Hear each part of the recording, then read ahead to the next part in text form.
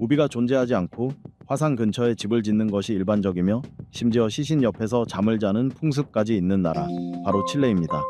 이처럼 외부 세계 사람들에게는 상상하기 어려운 독특한 문화와 금기들이 넘쳐나는 이 나라. 지금부터 화면에서 눈을 떼지 마세요. 여러분의 뇌리에 강렬히 남을 칠레의 15가지 금기와 놀라운 사실들을 소개합니다. 15번 부활절 섬. 익숙한 이야기부터 시작해볼까요? 칠레 하면 가장 먼저 떠오르는 상징적인 장소, 바로 부활절 섬입니다. 이 섬 곳곳에는 모아이 석상이라 불리는 거대한 석상이 수십 기나 흩어져 있습니다. 이 기묘한 거석 조각상들은 전 세계적으로 부활절 섬을 유명하게 만든 이유 중 하나입니다. 모아이는 키가 2m에서 20m에 이르기까지 다양하며 긴 몸체에 이상하게 긴 팔을 배 위에 교차시킨 형태를 하고 있습니다. 네모난 얼굴, 돌출된 코, 각진 턱, 굳게 담은 입술이 특징이지요. 특히 아우 통가리키 지역에서는 15기의 모아이 석상이 초록 잔디밭 위에 일렬로 서서 바다를 향하고 있으며 현재는 복원되어 관광객들이 감상할 수 있도록 정비되어 있습니다. 이곳에서 바라보는 일출은 칠레 어디에서든 경험할 수 없는 가장 감동적인 장면 중 하나입니다. 하지만 꼭 가이드를 따라야 한다는 점 잊지 마세요. 이 섬은 오래된 영혼과 신비로운 전설이 깃든 장소로 알려져 있으며 조상들의 규칙을 어기면 현지인들의 강한 반감을 사게 될 수 있기 때문입니다. 14번 시신과 함께 새해를 맞이하는 풍습. 따뜻한 집도 번화한 거리도 아닌 칠레에서는 새해를 맞이하려면 묘지로 가야 합니다. 그곳에 사람들이 다 모여 있기 때문이죠. 칠레의 새해맞이 풍습은 세계에서 가장 기이한 새해 전통 중 하나로 손꼽힙니다. 죽은 자들과 함께 새해를 기념하는 나라는 이곳 외에는 거의 없기 때문입니다. 그래서 칠레 탈카 지역 사람들은 매년 새해 전날 밤이 되면 가족들과 함께 묘지를 찾아 사랑하는 이들을 추모하며 새해를 맞이합니다. 이들은 음식과 음료를 준비해 묘지에서 소풍을 즐기고 촛불을 밝히며 가족의 무덤을 정성껏 장식합니다. 그들은 매년 돌아오는 이날 세상을 떠난 가족들이 묘지에서 자신들을 기다리고 있다고 믿으며 새해 전야는 차가운 무덤을 따뜻하게 두고 함께 새 출발을 하는 날이라고 여깁니다. 이들은 단순히 서로 새해 인사를 나누는데 그치지 않고 죽은 이들과도 대화를 나눕니다. 돌아가신 가족의 영혼이 자신들의 이야기를 듣고 이해할 수 있다고 굳게 믿기 때문입니다. 이 조금은 특이해 보이는 전통은 사실 매우 인간적인 면을 담고 있어 국내외 관광객들의 이목을 끌고 있습니다. 많은 이들이 이 전통을 보고 섬뜩하다고 느끼기도 하지만 요즘은 수천 명의 사람들이 매년 새해가 되면 이 독특한 순간을 체험하기 위해 묘지를 찾고 있습니다. 만약 여러분이 용기 있다면 탈카의 현지인들과 함께 이 독특한 새해 맞이에 동참해보는 것도 좋은 추억이 될 것입니다. 13번 공공장소에서의 예절. 부활절 섬과 오싹한 묘지를 뒤로하고 이번에는 칠레의 수도 산티아고로 향해 봅니다. 이 도시에서 먼저 기억해야 할 것은 바로 공공장소 예절입니다. 칠레에서는 공공장소나 식당에서 큰 소리로 말하는 것은 무례한 행동으로 여겨집니다. 하품을 할 때는 반드시 손으로 가려야 하며 식당, 쇼핑몰, 교회 등 실내에 들어갈 때는 모자나 선글라스를 벗는 것이 예의입니다. 또한 누구든 손가락질을 해서는 안 되며 손가락으로 사람이나 물건을 가리키는 행동도 매우 무례하게 받아들여집니다. 특히 턱을 손으로 쓰다듬는 제스처는 나는 신경 안 써라는 무관심한 태도로 해석되기 때문에 교육받은 사람이라면 이런 행동은 하지 않습니다. 가장 금기시되는 행동 중 하나는 왼손 바닥을 펼치고 그 위를 오른손 주먹으로 치는 제스처입니다. 이건 매우 공격적이고 무례한 행동으로 공공장소에서 경찰 앞에서 이 제스처를 하면 공공질서 위반으로 체포될 수도 있습니다. 이처럼 칠레에는 지켜야 할 예절이 많고 규칙도 까다로워서 실수 없이 여행을 하기는 어렵습니다. 그래서 이곳을 방문할 때는 현지 가이드를 동행하는 것이 좋습니다. 잘못된 행동으로 곤란하거나 불상사를 겪는 일을 막을 수 있기 때문입니다. 12번 우비가 존재하지 않는 나라. 좋습니다. 칠레의 수도로 간다면 여러분이 절대 찾을 수 없는 물건이 하나 있습니다. 바로 우비입니다. 사실 산티아고는 약 620만 명이 거주하는 대도시로 산맥에 둘러싸인 분지 지형에 위치해 있으며 태평양에서 약 100km 떨어져 있습니다. 이 도시는 전반적으로 매우 온화한 기후를 자랑하지만 이상하게도 1년에 비가 오는 날은 열흘도 되지 않습니다. 그래서 이 도시 사람들에게는 우비라는 개념 자체가 존재하지 않습니다. 1년 395일 내내 날씨 걱정 없이 산책할 수 있고 실제로 비를 만날 확률도 매우 낮습니다. 연평균 강우일이 단 6월 10일뿐이기 때문입니다.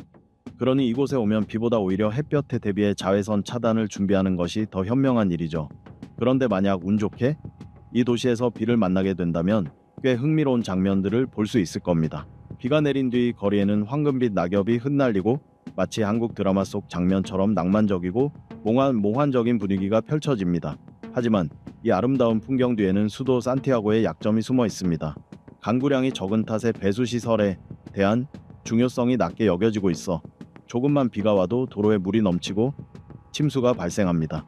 집들도 마찬가지로 홍수에 대한 대비가 부족해 특히 꼭대기층의 아파트들은 폭우 시 물이 들어오는 경우도 있습니다. 그럼에도 불구하고 현지인들은 그다지 개의치 않습니다. 앞서 말했듯이 이런 비는 1년에 한두 번 있을까 말까 한 일이기 때문입니다. 11번 와인의 천국. 유럽의 유명 와인 산지들이 떠오르시겠지만 진정한 와인 애호가들이 가장 가고 싶어 하는 나라는 바로 칠레입니다. 칠레는 남미에서 가장 중요한 와인 생산국이며 세계적으로 와인의 천국이라 불릴 정도입니다. 칠레의 이미지 진흥 기관에서는 이 나라가 세계에서 어떤 특산물로 유명한지를 알아보기 위해 국제 설문조사를 실시했는데 그 결과는 단연 와인이었습니다. 이 나라에서 생산되는 최고급 와인은 해외로 수출되지 않기 때문에 칠레에 직접 와야만 진정한 맛을 경험할 수 있습니다. 그만큼 이 나라의 와인은 직접 방문해 마셔보는 것이 가장 좋은 선택이죠. 칠레는 북쪽에서 남쪽까지 4,300km나 이어지며 태평양과 안데스 산맥 사이에 자리 잡고 있습니다.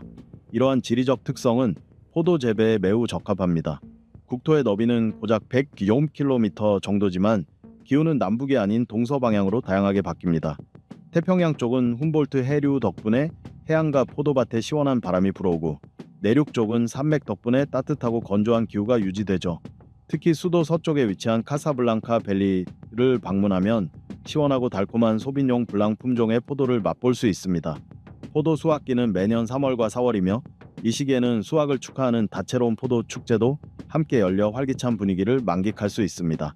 10번 지진의 땅. 지진이 발생하면 대부분의 사람들은 놀라서 숨을 곳을 찾기 마련입니다. 하지만 칠레에 가보면 땅이 심하게 흔들려도 현지인들이 거의 동요하지 않는 모습을 쉽게 볼 수 있습니다. 그도 그럴 것이 칠레는 지구의 판경계에 위치해 있어 일주일에 한 번꼴로 집이 흔들리는 경험을 하는 게 아주 흔한 일입니다. 리히터 규모 6에서 6.5에 이르는 여지인은 이곳에서 흔한 수준이며 규모 7을 넘겨야 큰 지진으로 간주됩니다. 가장 최근에 칠레 사람들을 놀라게 만든 지진은 2015년 9월 16일 밤에 발생했습니다. 이 지진은 규모 8.4로 지난 10년간 가장 강력한 지진이었으며 대부분의 해안 지역에 쓰나미 경보가 발령되기도 했습니다. 지진 발생 이후 다음날 새벽까지 평균 규모 6.4에 달하는 여진이 무려 30번이나 이어졌고 이는 지난 50년 사이 세 번째로 강한 지진으로 기록됐습니다. 하지만 칠레는 세계에서 지진에 가장 잘 대비된 나라로 손꼽힙니다. 건물을 지을 때 가장 우선되는 기준이 바로 내진 설계입니다. 국토 전체가 4,300km에 달하는 해안선을 따라 펼쳐져 있어 수많은 해일 대피로가 구축되어 있고 아이들은 아주 어릴 때부터 지진에 대비하는 교육을 받습니다. 그 결과 이번 지진으로 인한 사망자는 고작 18명에 불과했습니다. 이는 같은 해 4월 25일과 5월 11일 네팔에서 발생한 규모 7.8과 7.3의 지진으로 8,000명이 사망하고 수많은 마을과 도시가 무너진 사례와 비교하면 칠레의 지진 대응 능력이 얼마나 뛰어난지 알 수 있습니다. 9번 지구에서 가장 건조한 곳. 세계에서 가장 건조한 곳이 사하라 사막이나 고비 사막이라고 생각하신다면 다시 생각해 보셔야 합니다. 실제로는 칠레에 있는 작은 사막이 지구에서 가장 건조한 지역으로 알려져 있으며 이곳은 선인장조차 살 수 없을 정도입니다. 그 사막은 바로 칠레 북부와 페루 남부 일부에 걸쳐 있는 아타카마 사막입니다. 이곳은 바위산, 화산암, 광활한 모래, 언덕으로 이루어진 독특한 지형으로 유명하며 해발 3,200m의 고지대에 위치해 있고 전체 면적은 180,100제곱킬로미터에 달합니다. 아타카마는 지구상에서 가장 가혹한 환경을 가진 지역 중 하나입니다. 과학자들의 분석에 따르면 1570년부터 1971년까지 약 400년 동안 이 지역에는 비가 거의 내리지 않았다고 합니다. 실제로 사막의 일부 지역은 역사상 단 한 번도 비가 내린 적이 없을 정도로 극도로 건조합니다. 그러나 사막 전체가 동일한 기후를 가진 것은 아니며 일부 지역에는 상대적으로 비가 조금 더 와서 다양한 생태계가 형성되기도 합니다. 아타카마 사막의 연평균 강수량은 고작 몇 밀리미터에 불과하며 이키케와 아리카 같은 지역은 1년에 고작 3mm 정도의 비밖에 내리지 않습니다. 이곳의 지형은 화성의 지표면과 매우 유사하다는 점에서도 주목받고 있습니다. 그래서 아타카마 사막은 나사의 화성 탐사 장비와 로봇 시험지로도 활용되고 있습니다. 지질학 저널에 실린 한 연구에 따르면 약 1만 2천년 전 이곳에 해성이 충돌한 흔적도 발견됐으며 당시의 강력한 충격으로 인해 지금까지도 남아있는 실리카 유리 조각들이 만들어졌다고 합니다. 만약 초현실적인 사진을 남기고 싶다면 이 사막은 잊을 수 없는 장면을 제공해줄 최고의 장소가 될 것입니다. 8번 얼음강. 칠레는 정말 자연의 축복을 받은 나라입니다. 이곳에 사는 사람들은 산 라파엘 빙하처럼 보는 이들을 감탄하게 만드는 경이로운 자연을 누리며 살아갑니다. 길이만 해도 4km가 넘고 수면 위로 솟아오른 높이가 70m에 달하는 이 거대한 빙하는 마치 눈앞에 펼쳐진 자연의 예술 작품 같습니다. 산 라파엘 빙에 가기 위해서는 좁고 복잡한 피오르드를 따라 배를 타고 이동해야 합니다. 이 피오르드 지대는 아이센 지역의 미로처럼 얽혀있는 곳으로 알려져 있죠. 배는 주변의 낮은 암벽과 이국적인 식물들이 어우러진 좁은 수로를 따라가며 종종 기묘한 바다사자 떼를 만나기도 합니다. 이러한 여정 자체가 이 지역의 아름다운 자연을 깊이 느끼고 시야를 넓히는 경험이 되기도 합니다. 산 라파엘 석회에 도착하면 관광용 보트는 안전을 위해 일정 거리를 유지하지만 고무 모터보트를 타고 더 가까이 접근할 수 있는 기회도 주어집니다. 하지만 너무 가까이 다가갈 수는 없습니다. 거대한 빙하 조각들이 요란한 소리를 내며 수면 위로 떨어지는 일이 자주 발생하기 때문에 보트가 위험한 파도에 휩쓸릴 수 있기 때문입니다. 7번 벽화의 나라. 칠레를 여행하면 한 가지는 분명합니다. 찍는 사진마다 벽화가 배경이 된다는 사실이죠. 그도 그럴 것이 칠레의 거의 모든 도시 곳곳은 다채로운 색감의 벽화로 가득하기 때문입니다. 칠레 사람들은 벽화 그리기를 좋아하며 주택 외벽이나 발코니를 화려하게 장식합니다. 특히 가장 아름답고 체계적인 그래피티 예술을 감상할 수 있는 도시로는 발파라이소가 꼽힙니다. 이 도시에는 매년 점점 더 많은 국제 관광객들이 방문해 태평양을 내려다보는 언덕 위의 형형색색 도시 미로를 감상합니다.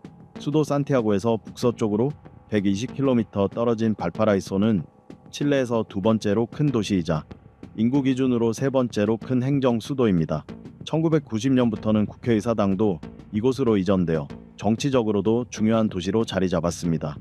발파라이소는 칠레의 문화 수도로도 불리며 남태평양에서 가장 중요한 항구 중 하나이기도 합니다. 파나마 운하가 생기기 전에는 대서양과 태평양을 오가는 모든 배들이 반드시 이곳에 정박해 마젤란 해협과 홍오즈를 지나야 했기 때문에 항구 도시로서 전성기를 누렸습니다. 당시 영국, 독일, 이탈리아, 스페인 등 유럽 여러 나라에서 이주한 이민자들이 모여 살았고 그들은 다양한 문화와 음식, 건축 양식을 이 도시에 전했습니다. 이로 인해 발파라이소는 독특한 분위기의 마을들이 형성되었고 2003년에는 유네스코 세계문화유산으로 지정되기에 이릅니다. 6번 으스스한 유령 도시들. 믿기 어려울 수 있지만 칠레에는 세계문화유산으로 등재된 소름 끼치는 유령 도시 두 곳이 존재합니다. 바로 아타카마 사막에 위치한 움버스톤과 산타 라우라입니다. 이 두 도시는 19세기 초 번성했던 공동체가 실제로 존재했음을 보여주는 생생한 증거이기도 합니다. 당시 세계 최대 규모의 질산염과 초산칼륨 광산을 개발하기 위해 수많은 노동자들이 이곳으로 몰려들었습니다. 화약, 화학 비료, 의약품 등에 사용되던 흰 가루는 당시 하얀 황금이라 불릴 정도로 가치가 높았습니다. 하지만 제1차 세계대전 이후 대체 화합물이 개발되면서 초산칼륨 산업은 급격히 몰락했고 아타카마 사막의 여러 도시들은 결국 버려지게 되었습니다. 사람들이 떠난 후 움버스톤과 산타 라우라의 시간은 멈춘 듯 고요해졌습니다. 방문객들은 여전히 가구와 소지품이 남아있는 채로 서서히 부식되어 가는 집들을 볼 수 있습니다. 세월의 흔적만이 남아있는 이곳은 가끔씩 단체 관광객들이 스쳐 지나갈 뿐 대부분의 시간 동안 정적에 휩싸여 사람 그림자조차 보기 어렵습니다. 낮에는 뜨거운 햇살이 내리쬐지만 이곳에 머무는 사람들은 누구나 설명할 수 없는 싸늘한 기운을 느끼게 됩니다. 심지어 가장 용감한 사람조차도 이곳에 머물겠다는 결정을 내리는 것이 쉽지 않을 정도로 으스스한 분위기가 가득합니다. 5번 나일론 봉투 금지. 칠레에 가게 된다면 절대 나일론 봉투에 짐을 담아 다니지 마십시오. 그렇게 했다가는 무거운 벌금을 물게 될 수도 있습니다. 칠레는 일회용 비닐봉투 사용을 공식적으로 전면 금지했습니다. 식료품점과 음식점에는 친환경 소재로 전환할 수 있도록 3년의 유예 기간이 주어졌습니다. 사실 칠레는 이미 2016년부터 타이어, 유리, 종이 등 폐기물을 재활용하기 위한 재활용 및 생산자 책임법을 제정한 바 있습니다. 2018년에는 상업 운송 분야에서 일회용 비닐봉투 사용을 금지하기에 이르렀고 이후 이 법은 더욱 강화되고 엄격해졌습니다. 칠레가 이러한 조치를 취한 이유는 2018년 기준으로 자국의 폐기물 배출량이 라틴 아메리카 전체 지역 중에서 두 번째로 많았기 때문입니다. 게다가 칠레는 총 4,000km에 달하는 태평양 연안을 따라 형성된 긴 해안선을 갖고 있어 생물 다양성이 위협받고 있었습니다. 이와 같은 환경 오염 위기 속에서 정부는 보다 강력한 규제가 필요하다고 판단한 것입니다. 특히 칠레 해안에는 거대한 태평양 쓰레기 지대에서 떠밀려온 각종 해양 쓰레기들이 정기적으로 쌓이고 있습니다. 이는 해양 생물에게만 위협이 되는 것이 아니라 인간에게도 치명적인 영향을 미치고 있습니다. 최근에는 미세 플라스틱이 점점 더 많은 수자원을 오염시키고 있어 사람들이 마시는 깨끗한 물조차도 안전을 장담할 수 없는 상황입니다. 4번. 동성결혼. 성소수자에게 가장 살기 좋은 나라를 꼽으라면 칠레가 가장 유력한 후보일지도 모릅니다. 최근 몇 년 사이 칠레에서는 동성 결혼을 포함해 동성애, 양성애, 트랜스젠더에 대한 권리가 눈에 띄게 진전됐습니다. 물론 여전히 일부 법적, 사회적 장벽이 존재하지만 이들은 비성소수자들과 거의 동일한 법적 보호를 받고 있습니다. 칠레에서는 동성과 이성 간의 성적 관계 모두가 합법입니다. 특히 2015년 10월 22일부터는 동성 커플과 이들이 이끄는 가족도 이성 커플과 동일한 법적 권리를 보장받는 시민결합 제도가 시행되었습니다. 게다가 칠레 국민들은 성별 정체성에 대해서도 매우 유연하게 선택할 수 있습니다. 만 18세 이상의 미혼 성인은 민사 등록소에서 신청서를 작성하면 공식적으로 이름과 성별을 변경할 수 있습니다. 기혼자의 경우에는 법원을 통해 같은 절차를 밟을 수 있습니다. 만 14세에서 18세 사이의 청소년도 부모 또는 법정 보호자의 동의가 있다면 성별 변경이 가능합니다. 만약 보호자의 동의를 얻지 못할 경우 청소년은 판사의 개입을 요청할 수 있습니다. 이처럼 칠레는 성소수자를 존중하고 법적으로 보호하는 체계를 갖추고 있어 많은 성소수자 커플들이 안심하고 정착할 수 있는 나라로 선택하고 있습니다. 3번. 초대형 수영장. 지금까지 본 수영장 중 가장 큰 크기는 얼마나 됐나요? 100m? 200m? 혹시 500m 정도였나요? 설령 500m짜리 수영장이 있다 해도 칠레의 초대형 수영장과 비교하면 아무것도 아닙니다. 이 수영장은 깊이만 35m, 길이는 무려 1023m에 달하며 최대 2억 5천만 리터의 물을 담을 수 있습니다. 칠레에 위치한 산 알폰소 델 마르 수영장은 총 면적이 8헥타르, 즉 약 8만 제곱미터로 세계에서 가장 큰 수영장으로 기네스 세계 기록에 등재되어 있습니다. 이 수영장은 바닷물을 끌어와 첨단 정수 기술로 정화한 후 자동화 시스템을 통해 항상 섭씨 26도 이상의 이상적인 온도를 유지합니다. 길이는 올림픽 수영장의 20배, 가장 깊은 곳은 무려 35m에 달합니다. 수영장 주변에는 인공으로 조성된 초승달 모양의 백사장 해변이 낭만적으로 펼쳐져 있습니다. 너비가 워낙 넓기 때문에 관광객들은 수영장 안에서 보트나 카누를 타고 여유롭게 즐길 수도 있습니다. 이 수영장은 크기가 너무 커서 여러 구역으로 나뉘어 운영됩니다. 수중 스프레이 존, 떠있는 점프대, 유리 피라미드 형태의 온수풀, 인공 해변, 요트와 카약을 위한 항구 등 다양한 공간이 마련되어 있어 단순한 수영장을 넘어 하나의 워터 테마파크에 가깝습니다. 이번 달의 계곡. 앞서 우리는 화성처럼 보이는 풍경을 가진 아타카마 사막을 살펴봤습니다. 이제는 달 위를 걷는 듯한 기분을 느낄 수 있는 장소로 떠나볼까요? 산페드로 데 아타카마에서 남쪽으로 조금만 이동하면 달의 계곡이라는 이름을 가진 이곳에 도착하게 됩니다. 이 계곡은 한때 호수였던 바닥을 중심으로 바람에 침식된 언덕들이 둘러싸고 있는 독특한 지형을 자랑합니다. 그 모습이 마치 달 표면을 연상시키기 때문에 달의 계곡이라는 이름이 붙었습니다. 광활한 모래 언덕이 계곡 전체를 휘감고 있어 쉽게 올라가 앉아 주변의 장대한 자연 경관을 감상할 수 있습니다. 산 페드로 현지의 여행사들은 매일 저녁 노을 지는 시간에 맞춰 투어를 운영하고 있는데요. 더 잊지 못할 경험을 원하신다면 해 뜨기 전 이른 새벽에 자전거를 타고 이곳을 둘러보며 첫 햇살이 계곡을 비추는 순간을 맞이해보세요. 아마 달의 계곡에서 가장 황홀한 시간일지도 모릅니다. 1번. 사막의 손. 다시 한번 세계에서 가장 건조한 사막 아타카마로 돌아가 보겠습니다. 이번에는 사막 위에 솟아오른 거대한 손 조각상을 만나볼 차례입니다. 처음 보면 마치 공상과학 영화에 등장할 법한 환상적인 예술 작품처럼 느껴지지만 실제로 이 손은 높이 15m에 달하는 조형물입니다. 사막의 손으로 불리는 이 조각은 자연 앞에서 무력한 인간의 모습을 상징합니다. 칠레의 예술가 마리오 이라라 사발은 인간의 작고 연약한 존재감과 그로 인한 부당함, 고독, 고통, 절망과 같은 감정을 표현하기 위해 이 작품을 창조했습니다. 이 감성적이면서도 상징적인 작품은 전 세계적으로 큰 찬사를 받으며 많은 사람들에게 감동을 주고 있습니다. 이 거대한 손 조각은 1992년 3월 28일에 완공되었으며 모래로 만든 것처럼 보이지만 실제로는 철근과 콘크리트로 제작되어 매우 견고합니다. 가장 가까운 도시는 안토파가스타이며 이곳에서 약 75km 떨어져 있어 접근성도 좋습니다. 관광객들은 이 조각상을 보기 위해 연중 내내 끊임없이 이곳을 찾습니다. 하지만 한 가지 주의해야 할 점이 있습니다. 이 작품은 자주 낙서와 훼손의 대상이 되기 때문에 정기적인 복원 작업이 필요합니다. 만약 이 조각에 낙서를 하려는 생각이 있다면 조심하십시오. 환경을 파괴하는 행동으로 인해 수백 달러의 벌금을 물게 될 수도 있습니다. 이렇게 해서 우리는 함께 칠레의 기묘한 금지 사항들과 독특한 문화에 대해 살펴보았습니다. 이번 영상이 칠레의 문화와 가치, 그리고 환경 보호와 사회 질서 유지에 대한 인식을 높이는 데 도움이 되었기를 바랍니다. 앞으로도 세계 곳곳의 흥미로운 이야기로 다시 찾아뵙겠습니다. 지금까지 시청해 주셔서 감사합니다.